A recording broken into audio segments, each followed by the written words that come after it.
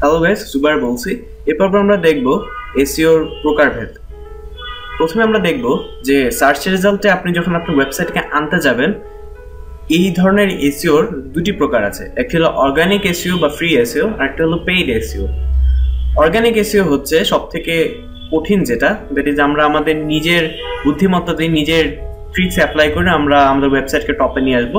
সেটা হলো যে আমরা ডেফিনিশন যেটা দিয়েছি যে নিজে কাজ করে যে এসইও করা হয়, এবং সেটি হলো অর্গানিক এসইও। এটি দীর্ঘস্থায়ী। অর্গানিক এসইও কিন্তু অনেক দীর্ঘস্থায়ী।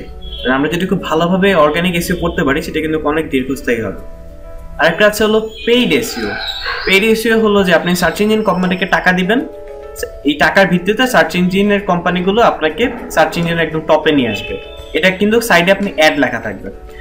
সো এটা কিন্তু আসলে আমাদের কোনো ট্রিক্সের কোনো বিষয় না। আপনি জাস্ট কোম্পানিকে টাকা দিবেন, আপনার ওয়েবসাইটের লিঙ্কে তারা একদম টপে নিয়ে আসবে।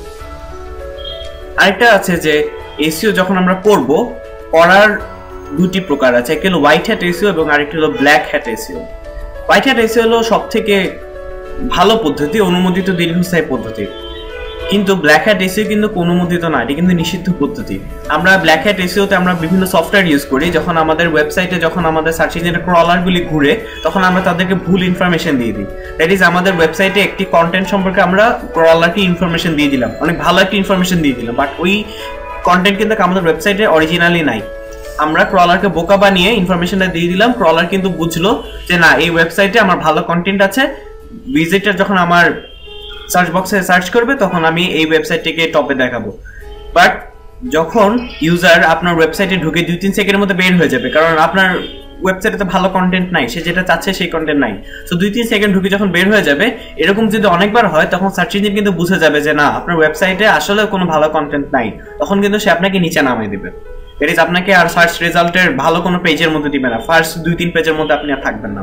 আসলে ফার্স্ট 2-3 পেজে কোনো ভালো পেজ না। আপনার র্যাঙ্কিং আমরা যেটাকে মেইনলি বলি, সেটা হলো যে গুগলের একদম সার্চ রেজাল্টে একদম প্রথম 2-3-4 মধ্যে যেগুলো থাকে, সেগুলোকে আমরা ভালো র্যাঙ্কিং করা সাইট বলি।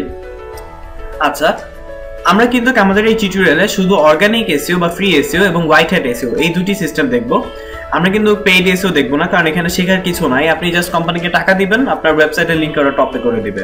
আর ব্ল্যাক হ্যাট এসইও তো নিষিদ্ধ পদ্ধতি, এর ক্ষণস্থায়ী। কিন্তু আমি যেটা বললাম যে ওই সার্চ ইঞ্জিন কিন্তু আপনার ওয়েবসাইটকে নামাই দিবে, বেশি দিন রাখবে না উপরে। সো আমরা অর্গানিক এসইও এবং হোয়াইট হ্যাট এসইও প্রত্যেকটি ধাপ ইনশাআল্লাহ একদম খুঁটিনাটি বিষয়গুলো আমি বিশ্লেষণ করার চেষ্টা করব পরবর্তী টিউটোরিয়ালগুলোতে। সো ভালো থাকবেন।